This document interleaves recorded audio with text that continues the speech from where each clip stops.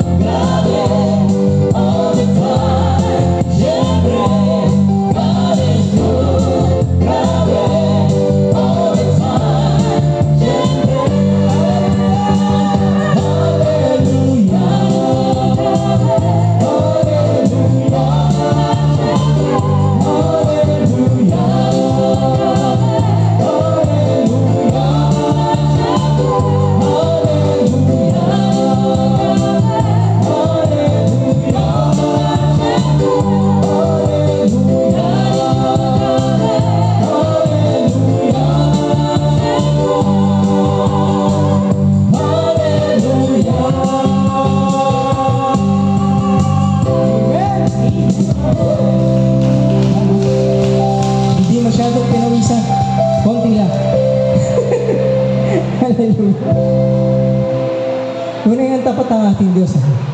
Tunay ang hindi siya nagbabago. Hallelujah. Noon, ngayon, magpakailanman, ang pag-ibig niya'y tapat. Biyaya niya'y siksik-liglig, nag-uumapaw sa lahat. Amen? Talagang tunay hindi siya nagbabago. Di tulad ng tao, no? Tayo, pabago-bago eh. Pero ang Diyos natin, hindi siya nagbabago. Noong pa man, minahal niya na tayo, diba? At hanggang ngayon, mahal na mahal pa rin niya tayo. At gusto niya tayo makita na masaya. Diba? Sabi niya, inutos ka yun eh. Sabi sa utos rejoice in the Lord always.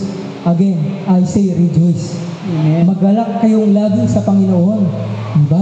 Maggalak daw tayo, pero nung utos na yan. Marami pong utos na kakaiba ang Panginoon eh. Kung yung mga employer, hindi utos na gusto lagi nakikita yung mga trabahador nila nagtatrabaho, pero ang Panginoon nag-utos, magpahinga kayo isang araw sa loob ng isang linggo, di ba?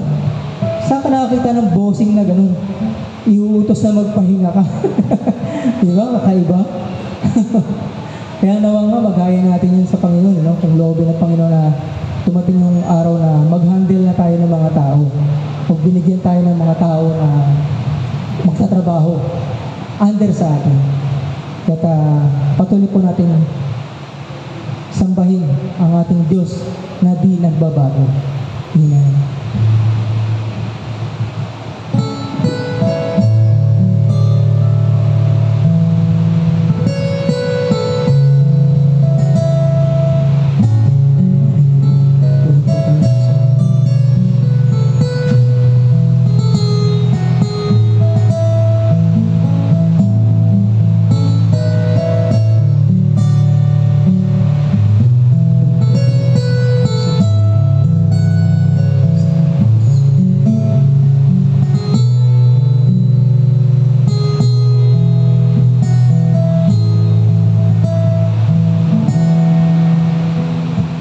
lahat ay nag-iiba, tulad ng himig ng kanta,